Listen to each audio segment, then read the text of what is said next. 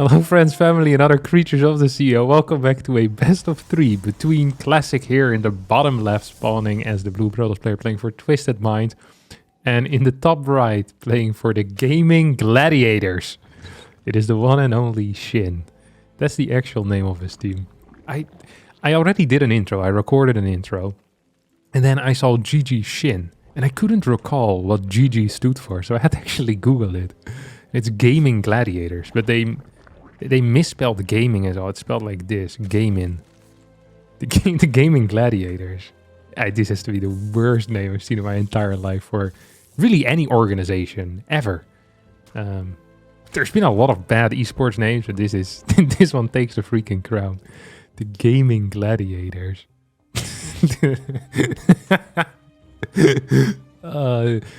It reminds me when teams used to like to put the word cyber athlete in there.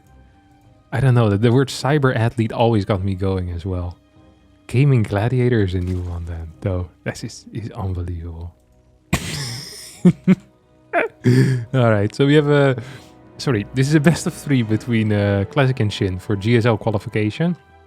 We recently had the GSL qualifiers, and I'm kind of excited to see where this is going to go. Classic is one of these players that I really respect a lot. He has smart build orders, he has solid execution, and every single time I cast one of his games I mention it. He is a guy that you can look up to and think to yourself, hey, I could be that. I could, he's not crazy in the execution, he's just solid in the execution. A lot is based on decisions rather than on pure speed. And I really appreciate that. I really do. He makes us mortals believe that we one day can also be a pro gamer the level of Classic. Playing for Twisted Minds, fighting against someone from the Gaming Gladiators. I can't believe that's a name for an esports team. There's no way more than one person was in that meeting when they were coming up with the name for the team. The Gaming Gladiators. I actually think their logo is like a gladiator, so like a shield and one of them nice helmets on. God. What a freaking name. Gonna open up with an oracle here. Double adept. Ooh. This is such a typical Classic move. Like this is as Classic as it gets. 2 adept opener, and then I'm kind of feeling a double oracle rather than a triple oracle into fast nexus quick tech.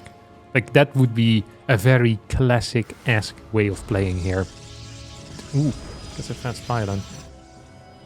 We're gonna have to wait and see what it's gonna do. I would expect 2 oracles if I know my Classics, and I do know my Classics a little. It's gonna go double gas very quickly. This oracle gets 2 kills. Okay, he does start a 3rd oracle. Those are really fast extra gases. That is mighty interesting here. This actually is mighty interesting. So what's the follow-up gonna be here then? Robo? Forge? Because it's not gonna be a Twilight. If it's gonna be a Twilight, it would shock me once again. Because you don't need that much gas for Twilight openers. It's gonna be a Twilight. And a Forge. Okay, I'm very confused. I'm curious where this is gonna go. This is very different from what we usually see. Usually with these types of Forge Twilight builds, we see, a quicker Forge and a quicker Twilight. So you can get these upgrades much faster as well. That's not the case here. We saw the priority of getting into these gases first. And not throwing anything down. Now he's going to start his upgrade. He's just going to go into a standard follow-up. He has 5 adepts out as well, 4 minutes and 50 seconds into the game. This is a relatively hard-hitting timing. There are 10 links defensively as well as 7 queens. That means we can have a split of 3-2-2. And that's indeed the split that we're seeing here. There is not a single Spordo at this base. And with 3 oracles, all you need is a couple of big hits on these bad boys to get something done. Like if you hit like 2 shots or 2 volleys of adepts on the queens, your 3 oracles can come in and they can finish the job, That is just how it is. That can happen, most definitely. Oracles did manage to get a couple more kills, 6 kills in total on that one oracle. I think there's 2 on this one. Yep, there we go. Worker count actually pretty favorable here for Classic as well. So we see a quick pneumatized carapace coming in, which is mighty interesting in my mind. We have roaches already popping out, no fort base. And this can only mean one thing. This is just straight up going to be a queen roach attack. This is also known as the German taxi, in which 6 queens will take place in Overlord and will taxi themselves across the map, drop some Overlord poop over there, and then can transfuse one another. This hits at the same time with a bunch of Roaches, Ravagers, and Lynx as the reinforcing units. Usually done off of 3 or 4 gases. Oh my god, that's a huge stasis ward here, as a couple more workers are gonna end up falling. I do think that Classic is fairly unaware as to what is kicking off right at this moment. He's building a lot of Stalkers and is moving in towards a fort base, which is a potential blunder here. He's now going to start moving out on the map a little bit. Oracles move back home, see the lack of a fort. This is all extremely suspicious. We have a quick recall coming in as Blink hadn't quite finished yet. Recall does finish. We have 1 battery done, 2nd battery on the way. We're going to need way more batteries. Fort base still going down. A potential game-ending blunder here on the side of Classic, who just lacks scouting. Doesn't have Blink quite yet either here due to that late Twilight Council. Biles connecting with the 1 battery that is here. Probe's not even managing to get through this little choke. Biles and Ravagers are going to finish up the 1 active battery. 7-8 workers going down. 66 supply to 109 as Shin is going to take the first game with a decisive attack here on Alcyone. And honestly should have never gotten this win. After the fantastic early game that Classic had with 11 worker kills, full control of the game, a little bit more scouting would have gone a long way. Seeing the lack of a fort base. I mean, the fact that you're taking a fort while already being up in workers and your opponent isn't starting a fort and your opponent is a Zerg. I mean, that pretty much tells the freaking tale here. As Lynx are moving over to the right side, we have a 4 queen drop heading in towards the main. Shin is not quite done yet with this push. Gonna continue. Oracle perhaps gonna fall. No, will survive for now. As the Oracle count has been reduced to, well, just 1. 3rd base, or well, what was the 4th, then turned into the 3rd, now ends up dying. Ravagers are going to get targeted down, but it doesn't really matter because Shin is already transitioning behind all of this. I'd love to see double Evos here rather than just the 1. But Shin is, I mean, his push is so strong here. So much damage being dealt. As we have the queens in the main still dealing damage as well. Could transfuse one another, come on. At the same time in the natural, I mean, this is absolutely over. Shin takes game number 1. The second game between Gaming's Gladiator Shin and Twisted Minds Classic is going to be on side the Delta. It's been really fun watching all these games on the new maps. I love that we got 5 new maps, 4 old ones, and majority of the games are just being played on old maps. And I think one of the main reasons for this is the fact that the new maps are pretty imbalanced in one direction very often. So for example, Dynasty is very Protoss favored. A map like Poeshoot, I think, is extremely good for Zerg. So you're just going to see this vetoed again and again and again. Amphion, I think, a lot of Zergs tend to like, you know, Ghost River, I think quite a few Zergs like as well. Crimson Court is very good for Zerg. Really, all the new maps are just kind of good for Zerg. And very often what you end up with is Oceanborn, Alcyone, and then Amphion or Ghost River. But now we see side Delta. So, yeah. Make it that what you will. Make it that what you will. Cybernetics Court here is about to finish up. Did not manage to get the block off, by the way. I think he tried to. Feels like he has bad eco. He's like a pro block type of eco. Send your worker out early. There's like 60 minerals for that. That sucks. Freaking does suck, let me tell you. It really does. It's kind of roaming around. It's gonna piss off here. Ooh. No way. 1 gas?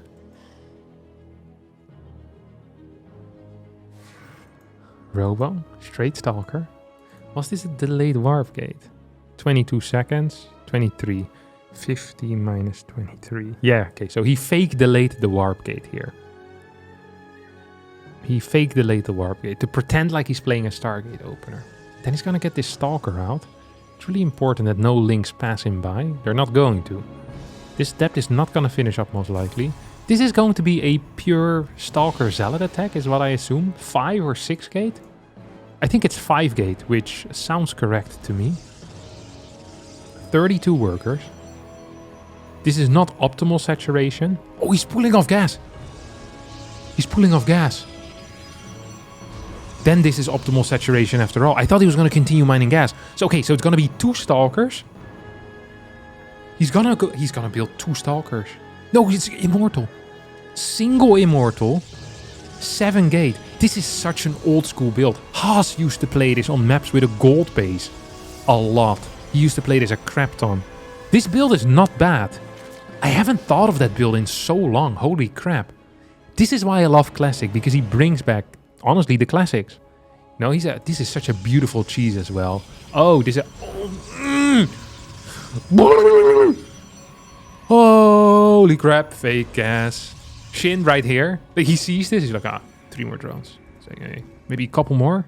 Like, yeah. 4 more drones. He just started 4 more drones. Like, there's a gas there. Like, if you scout this and you see the lack of a third, if you move in forward with this Overlord, like, that is pretty freaking suspicious. That is so freaking suspicious. Now he's starting links, and he's supply blocked. He's getting another spore. He's waiting for the Oracle to show up. It's like, man, he's late with his Oracle. What a noob. Doesn't have a good Oracle timing at all. And now this thing isn't mining. We have how many gates? We have 7 gates. We get a 7 fat Zealot warp in.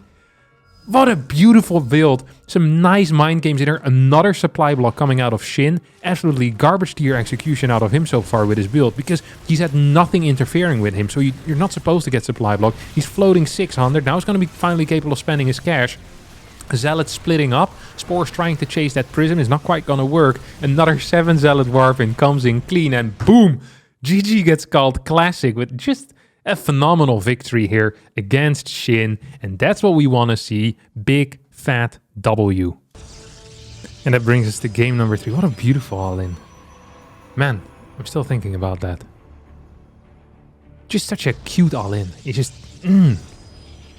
well executed. He actually had 23 too much gas, is what he mined. 1 Immortal, pure Zealot, 1 Stalker with it as well. Good execution. The execution is key as well. Man, what an all-in that is. I think that is just brilliant. I like that type of stuff a lot. You know, I'm a romantic StarCraft 2 player. And everyone knows that romantic StarCraft 2 players love cheese. Because what's more romantic than a cheese platter? And wine. These are I feel like these are the stereotypical romantic things in a movie. You know, cheese platter, wine, Eiffel Tower, a full moon. I don't understand why Paris has gotten the romantic title. If there's one city that isn't romantic, it's Paris. I remember going to the Eiffel Tower and just constantly getting hustled by people trying to sell me tiny Eiffel Towers. It's like, mate, I'm seeing a very large one right in front of me. Why would I want your crappy tiny one? Then he offered me a deal of getting like 5 for €1, and I did cave. I got 5. I think they were painted pink as well, with spray paint. I remember I put them in my pocket, and my entire pockets turned pink because he probably recently spray painted it. It was an absolutely terrible buy. I had to replace those pants. It was like nice khaki pants as well. And the paint went through into the material. It's absolute chaos. Terrible stuff. Yeah, but no romantic city for me. It's freaking Paris. Awful. Filled with French people as well. If you think French people are romantic, then there's something wrong with you. It's unbelievable. What was I gonna say? Oh, yeah, but the freaking cheese that we just saw, that was truly romantic. I love that. Freaking 1 gas, Immortal in the prison with a Stalker and a Zealot. Getting out there, having a good time. 46 workers is what Shin went up to. 40 and 2 spores. He had 2 spores. Man, he must have been upset after that. What a freaking build. What a freaking build. 2 worker kills for free here for Classic as he flew in. And is now going to fly out. 2 workers though. That's 2 workers that Shin won't have anymore. A more standard game. Once again with these fast gases. I'm gonna see if this is what the other boys do as well. I kind of like this. The fast gases. I think it looks good. It looks solid. It looks stellar. Is this being done of a... How many workers? Did you build 6 overlords at once? This is not okay. You know, and the Zergs get away with it as well, which pisses me off even more. Zergs pretend like it's not that bad sometimes, because Dark does it a lot, and Dark is one of their best. This is some serious Zerg propaganda. What they say is like, 7 overlords at the same time, you know, it's not that bad, and Zerg is difficult to macro. Yeah, sure it is. It's like, when's the last time you've seen a Protoss build 8 pylons at once? Or a Terran build like 9 depots because they've been supply blocked for the past 5 minutes. Like, it just doesn't happen. It's only to Zerg players that this happens. Like, only Zerg players. That's so silly. I feel like you should get punished for that. If you build multiple supply depots at the same time. You just make them more expensive. You know? Although actually, usually, you get like... what's it called? The advantages of larger scales. I don't know what it is in English. But you know, when you build very many of the same thing, you become smarter at it. That never seems to be the case. You know, they're not becoming more efficient with their material use. Which makes sense for the Protoss, because we're brilliant, you know? They warp in a freaking pylon, like it self-constructs. You know, we know we're efficient. But with these humans, when it comes to the supply depots, there's no way that it's always going to cost 100 minerals exactly. Like sometimes in crap weather, it's going to be like 150. Sometimes it's going to be like 125. Never under cost, of course. Like sometimes you know that the SCVs are going to be on strike. You just know that's a fact. Look at this. Links moving across. Fast Spire. What do I think of that? Some people might ask. Freaking love that. That's what I think of that. I really like that. Quick Spire. You know what the thing is with Quick Spires? I think they're underrated. I actually really do believe that Quick Spires are fairly underrated. If there's one thing I would like to tell people, it's that a Quick Spire is good. And I think Zerg should play it more often. Especially in these trying times against Protoss. No extra gases yet. And a range upgrade. So I'm feeling... well, like 4 Mutas with the gas bank that we currently have. He literally has no gas. It seems like a bad plan. He's gonna build 4.5 Mutas. The pros will not even notice that they're being attacked. That's how little damage these guys will do. 5 more Overlords on the way at the same time, by the way. Just figure I'd call that out whenever I see it. I'll also call it out whenever I see 5 pylons being constructed at the same time, okay? Then we can count them. See who made mistakes more often. 1 pylon, beautifully, 1 at a time. Would you look at that? Nexus on the way. 6 Mutas coming out. 6. That is such a low number, you might as well not build them. You know what I mean? Makes no sense. The Spire is almost more expensive than the Mutas you're going to be building. Like, the more Mutas you get, the cheaper they get. You know, like, if you think of the upfront cost of the Spire. 6 Mutas. Okay, let's see what these guys can do. We have cannons on the way. We have a battery. I think these Mutas are going to get 2 kills. 2 worker kills. Maybe not even. Maybe they'll get 0. That would be a terrible number to get. Because it's the lowest. They actually get none. That's 1,600 resources. Of which 800 gas, which is a more valuable resource. Into something that did nothing. He's building a second Stargate. And he has 2 forges already. Uh-oh. He's drinking the Muta Kool-Aid. He believes there's Mutas coming. More Mutas. We have some decent storms. 1 is good. The other is not as great. This one I'm okay with. We have no more storms available. Super battery. Active. Biles don't connect with the cannon. Oracles in the air. And I think if these Oracles just move out of the way and target down these Ravagers, I mean, theoretically this should be fine, I think. No? No. No. Absolutely not. Phoenix is showing up here. Oracle's still fighting. Oh, that warp-in goes down. That was a pretty important warp-in, I feel like. I feel like that was a pretty important warp-in. Can we just use this other Oracle as well for shooting, please? We have 1 more Oracle here that's just not working at the moment. And it could be working. Please activate it, my dear friend. We have more Stalkers coming downstairs right now. This Oracle's still not activated. Really could be used. It's not gonna be used. 71 workers to 76. We have 2 Immortals on the way. Hey, this is a crazy push-in. There's no way this works. Will it? There's a lot of roaches. Shin is just holding down the roach button. He's adding in a Hydra then. And his transition is going to be Lurkers, I think. 8 gases. Yep, Infestation Pit goes down. Hydra then. This is Lurker City that we're in right now. And in Lurker City, bad things happen. Look at the creep spread as well. It's like two tumors. That's hilarious. This was a really close fight, and Classic does lose. I feel like taking this base didn't really help him at all. This base is much easier to defend often, because it's further away from the Zerg. It's also a massive open area here. Here, not as much. You just storm easily. Easy defense. You can even wall this area, then I love doing that. Throw down like 4 gateways. You just have to defend these 2 spots.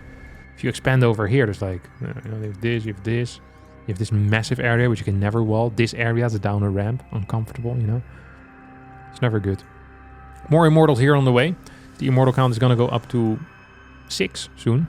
It's actually a pretty good number of immortals. Upgrades also continuing to pump out. So Classic did lose his fort, but because the Shin was at such a low worker count, the Gaming Gladiator player actually isn't in that great of a position. Like, he's in a fine spot, but he's not going to be capable of killing his opponent in the next 2 minutes. That seems, quite frankly, impossible. We have a fleet beacon on the way already. I don't like this. Why don't I like this? Because I think Classic is giving up a potential upgrade lead that could be significant here. A 3-2 upgrade versus a 2-0 upgraded Zerg, that would be fantastic. But instead, a lot of gas now is being invested in this fleet beacon. We're getting more Templar, which I think we have plenty of Templar already. I think upgrades here are really the key, and we're not building them at the moment. I think this is a blunder. I actually really believe this to be a blunder. Classic perhaps believing that he's further behind than he really is.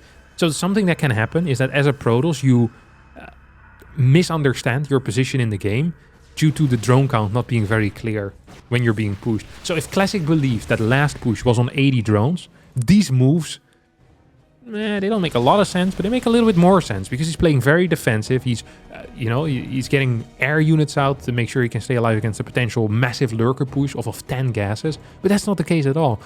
We see Shin has barely been on 8 gas, like for what, a minute and a half now or so?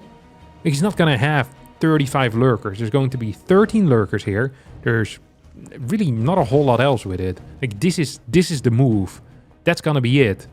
I also think I much would have preferred Tempest over Carriers, to be quite honest. I really think that Carriers, that stock of the Carrier is overvalued, for sure. Charge not even done yet, by the way. Immortal count is phenomenal, which I love. I think Immortals are very, very good. Very powerful. Strong. Attractive unit as well. Look at the Immortal, think to yourself, wow, you're an attractive unit. 2 big guns, you know. Love to see it, these big guns. Lives forever. Massive shields. Don't think they have eyes though. The Zealot run by will arrive in half an hour from now. This is the slowest run by. This is a walk by. It's a freaking crawl by with these Zealots.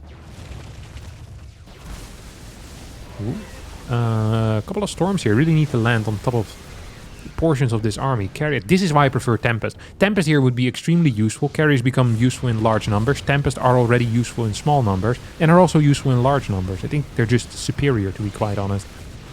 This is not necessarily a great fight here for Classic. Quite yet. Losing a lot of Immortals. It's also not the end of the world though.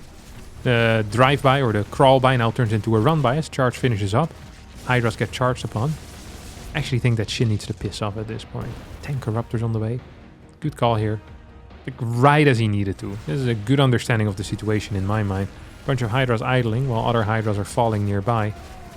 Classic's gonna try moving out on the map. I think priority here should be on getting a 5th base up. 5th base, couple more cannons, Templar nearby. I'm really not a huge fan of Carriers in this case. Because you slow down the game so much. And you give the Zerg a lot of space. A lot of time.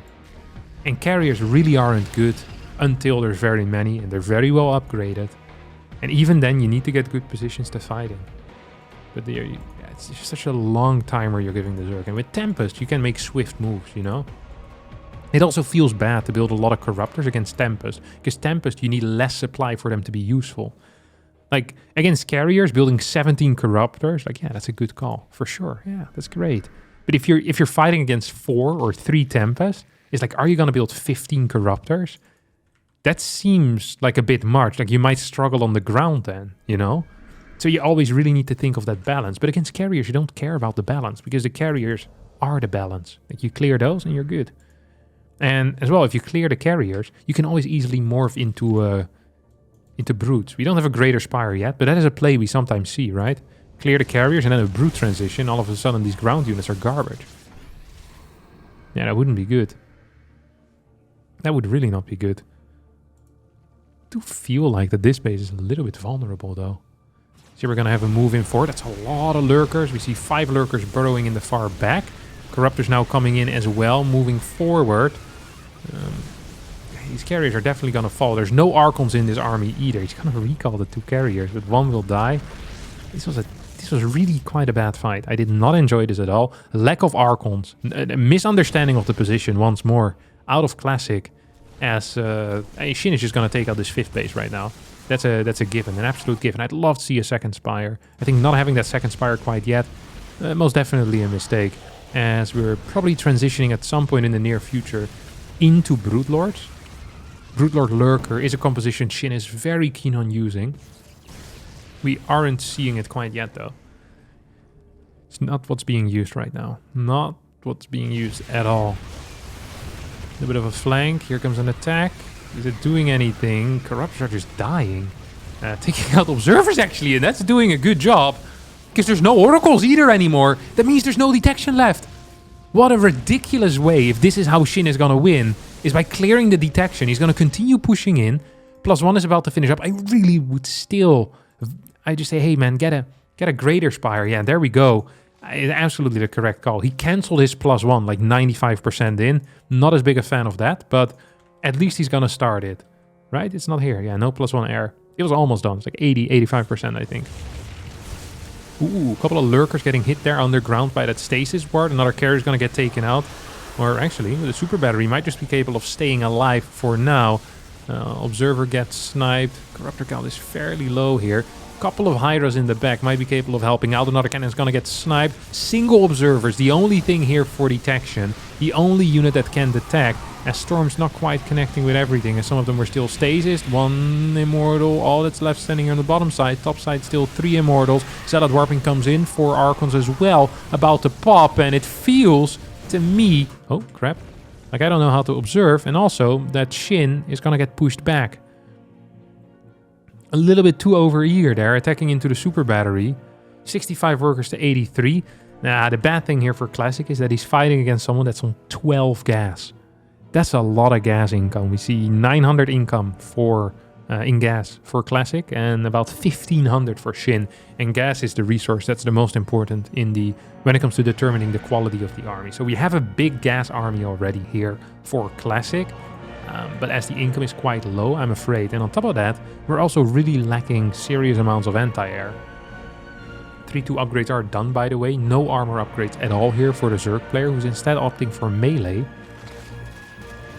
These Lings don't even have Adrenal yet. Like, they're so freaking weak. It took so long to take out that Nexus. That's crazy. 6 base versus 4 base. Lings are gonna die, most likely. Good storm. Good storms. And there they go. They all will fall. It's actually kind of a big deal, because Shin isn't that rich. He doesn't have that much money. He's not anywhere close near being maxed. Infestors now popping out. More Corruptors coming in as well. We have a Spine Crawler here on the far left. 6 base versus 5. 3 carriers. About to pop as well. Still no Adrenal Glands. That feels silly, no? That really does feel silly. Infestor. I mean, 5 Corruptors, what are they gonna do? These are on a suicide mission. Oh, you can't make this up. It's actually gonna get a kill. This is really nice. Not gonna lie. See if we can pee on this Nexus for a little bit. I think that's his plan. This is bait as well, I think. These Corruptors. They're saying like, hey, I don't care about Corruptors. You can have them. And then he flies them away. And then all of a sudden, there's gonna be like 10 brutes. That's a very serious number of brutes. It's gonna be 11 brutes even. He's restarting his +1 attack. If Classic just knew what was coming for him. But there's no scouting information being gathered. He's trying to get the gases on this 5th. There's no attack here at all. The creep spread is, well, pretty bad. Not great. I feel like it's still the same creep spread as when I criticized him earlier. Which kind of drives my point home. Do have 2 fresh tumors over here. 7 base on the way. I actually wouldn't mind if Shin attacks. about half a minute ago. What's the corruptor count for him? We're at 10 against 4 carriers. 3 more carriers on the way. I mean, once we get to 7 carriers, like, we're really getting into dangerous territory. 7 carriers versus 11 corruptors, 3 more on the way, 14 corruptors. That's 2 corruptors per carrier. I don't think that's quite enough. But Shin is walking into a max problem here. Classic doesn't want to fight quite yet. The longer this fight can wait, the better it's going to be for stats. Because he's just growing his count of crap. He doesn't have an Oracle in this army, which means that these fights can be real tricky here. Yeah, this is not where you want to fight. Double Viper Abducts coming in. Clean. Storms also solid, though. As these carriers are being pulled in further. A couple of Hydras in the back. Brute Lord's putting in a lot of work. Actually, too much work, I think, almost. As one more carrier is going to end up falling.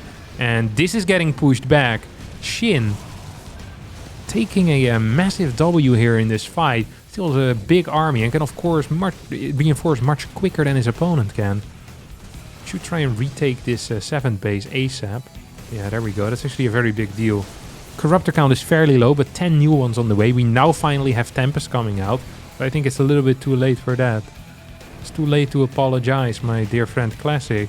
This Gladiator is about to tear you to shreds. And the Emperor is loving it.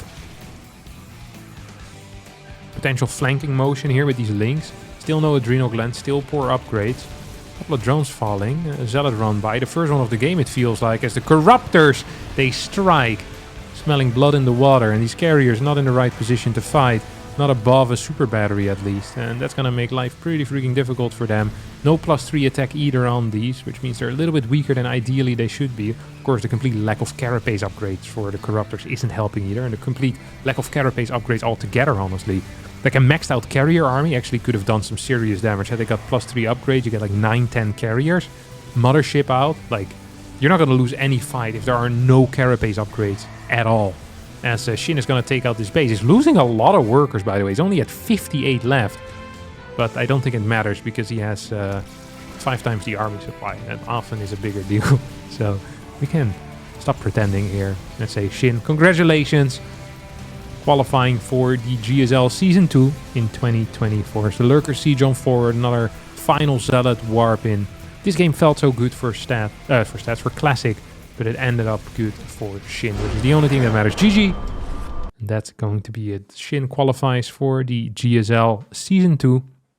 And yeah, that's going to be it for me as well today. Thanks all so much for watching. Hope you did enjoy it. If you did, don't forget to hit the like button. Subscribe to the channel. I'll see all of you next time for a new video. Bye-bye.